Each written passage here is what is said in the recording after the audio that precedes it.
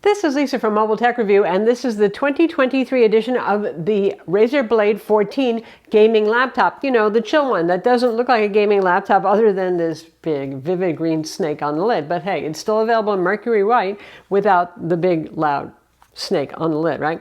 Anyway, this is a polarizing laptop. I mean, Razer in some ways, sort of like MacBooks, are polarizing because of the price. So I'm not just going to beat up on it because I kind of am crushing on it. We're going to look at it now. I'm a simple woman. You show me a BMW Z4 or a Mercedes SLK, and I say, I like that thing. I would like that thing. They cost more because they're posh. They're really good looking. They're well made. You know the deal, right? A Honda Civic Type R might go just as fast, or any number of other enthusiast and somewhat less expensive models, and the same is going to be true here. But if you're watching this, it's probably because you like the look and the feel of the blade. As ever, a CNC aluminum chassis carved out of one block of aluminum. You have an anodized finish, so that means that scuffs and scratches don't mean suddenly you got white lines on your black laptop. However, it is a Razer Blade, so that black laptop is going to show fingerprints, you know, so OCD means cleaning it a lot, that sort of thing, right? The build quality is impeccable, you know, and I know like 8 years ago when Razer first started making laptops, they had problems with quality control and their support wasn't the best, but that is in the past. Sometimes their batteries become spicy pillows, but they're not the only brand. That's a problem with gaming laptops that are thin and light because there's not much room for batteries to expand. You get a warranty with it, cross your fingers. Again, it's not unique to them. Anyway, they stand behind their product fine now, but it ain't cheap. It starts at $2,400 and our model is $2,700. The only difference between these two is whether you get an RTX 4060 or a 4070. We have the 4070. They're both 140 watts. I'll talk about what that means or doesn't mean in a way as well. The Mercury White edition is $100 more. You're not just paying for the white finish. It also happens to double the RAM from 16 to 32 gigs.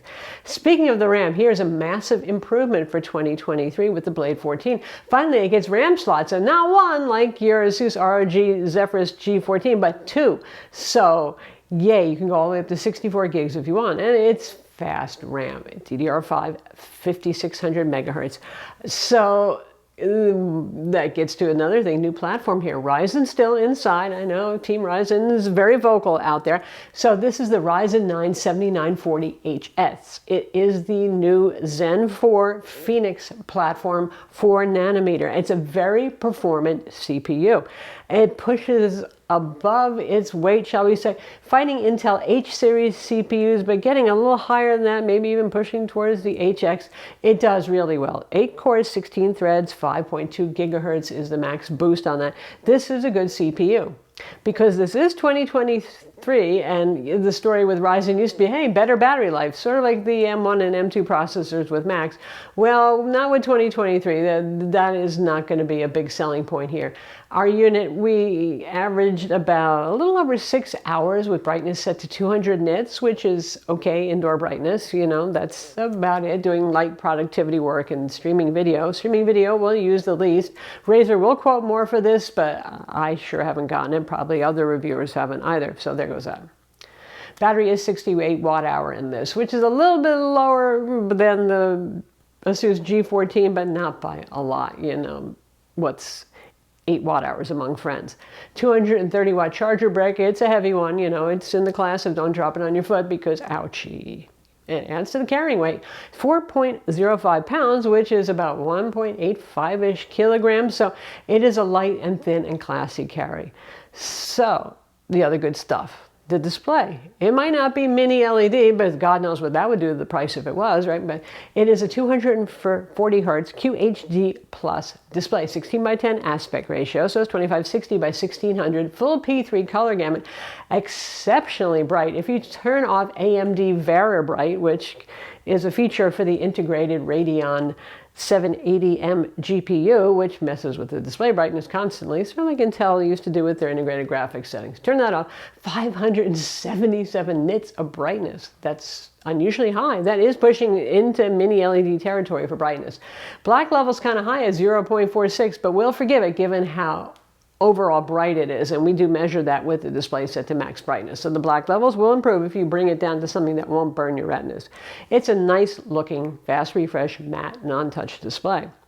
And you get the Perky Rgb Keyboard, something you might not find in some of the competitors. If you're looking for reasons why you're paying more, the usual oversized glass touchpad. Keyboard, I'm not a big fan of the Razer keyboard. I'm not a big fan of the MacBook Pro keyboard, honestly, either. It's very low travel. I would like more travel. I would like more tactile feel. There's only so much room here. Anyway, it's all the nice stuff that you like. You got Wi-Fi 6E. It's Qualcomm card inside with Bluetooth 5.2. You have USB-C 4.0, 2 ports for that. 40 gigabit per second, 2 USB-A 3.2 ports, and an HDMI 2.1 port, of course a headphone jack. So you might not get Thunderbolt 4, but with USB-C 4 you're getting some pretty good speeds there. So that's sounding pretty good. What about performance, heat, all that sort of thing? Like I said, the Ryzen processor here is a darling of performance. Now, using Razer's Synapse software, which is their standard control panel software, whatever you want to call it, and setting both the CPU and the GPU to high and leaving the fans on auto when playing AAA demanding titles at native resolution on high to ultra settings, the CPU would be at about 91 degrees centigrade, which is toasty. And again, in 2023, this is how AMD is rolling, and it's non-usual for Intel to roll there as well. The good news is the vapor chamber cooling that they use and the graphite thermal interface materials help keep it cool to the touch. Not like, oh my God, it's chilling, but it's not like, you know, many years ago when Blades first came out, you could hurt yourself, they got so hot. That's not the case anymore. It's not unbearable to keep your fingers on the keyboard while you're playing a game, for example.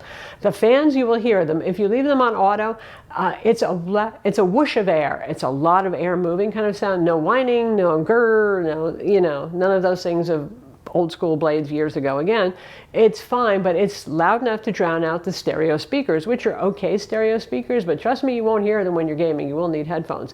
If you set it on max fans, forget it. I don't think, especially if you live with anybody else in the house, that you'll find that tolerable. So just go with the auto settings or dial in your own. That's, yeah.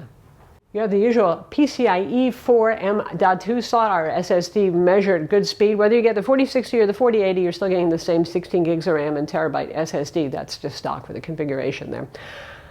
What about the GPU? Well, again, we have the 4070. You could get the 4060 and save $300. A super lot of saving. Every bit counts, but when you're spending a lot of money like this, right?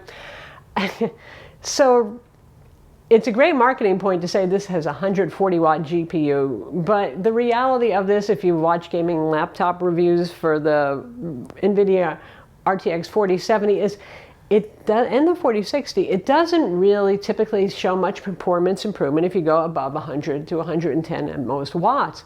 So maybe when they designed this, they thought that this would be sort of like the RTX 3070, which benefited a little bit more from wattage. This one's way more power frugal. This will get more performance than the 3070 at the same wattage, so it's way more powerful by about 25%. So that part's nice.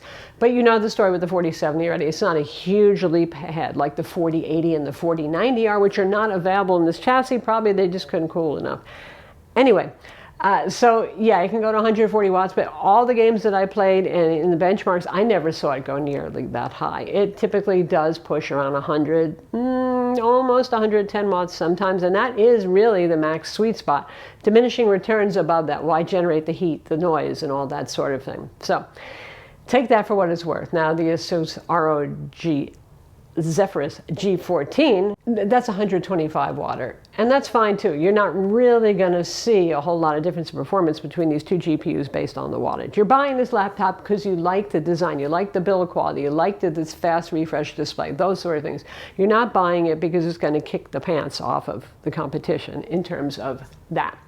We have a Windows Hello IR camera. It's 1080p, by the way. We have a privacy switch. Sometimes you don't see that sort of thing on a gaming laptop. Always appreciate it when you do. You get AMD FreeSync Premium here, but no G-Sync. All right, the usual bottom view of a Razer Blade with your dual fans, like most laptops, and ventilation here and this here to try to suck some air across that battery and so on to keep it cool. A little ventilation there. Torx T5 screws, and then you lift it off. Nothing too obnoxious going on there, you know, like plastic clips and stuff like that.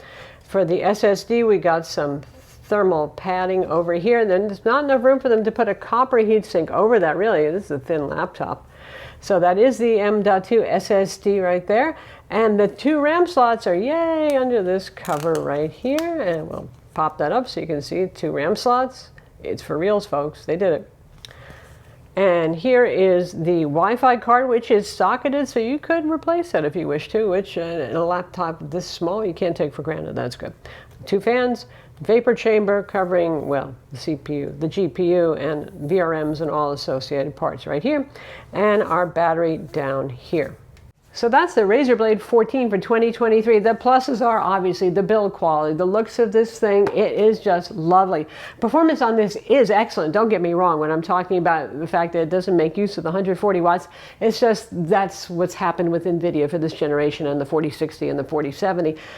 The performance is excellent on this, and the noise levels and the heat levels are very good. I find typical from many generations of Zephyrus G14 I've owned and reviewed that this stays cooler to the touch and also a bit quieter as a selling point. Also, you get 2 RAM slots in this, which is nice, a bit higher refresh display, but it does hurt that you're looking at spending, you know, $2,500 for the G14 with an RTX 4080. So you have to want this because you want a blade. I'm Lisa from Mobile Tech Review. Be sure to subscribe to our YouTube channel for more cool tech videos, and thumbs up if you like this vid.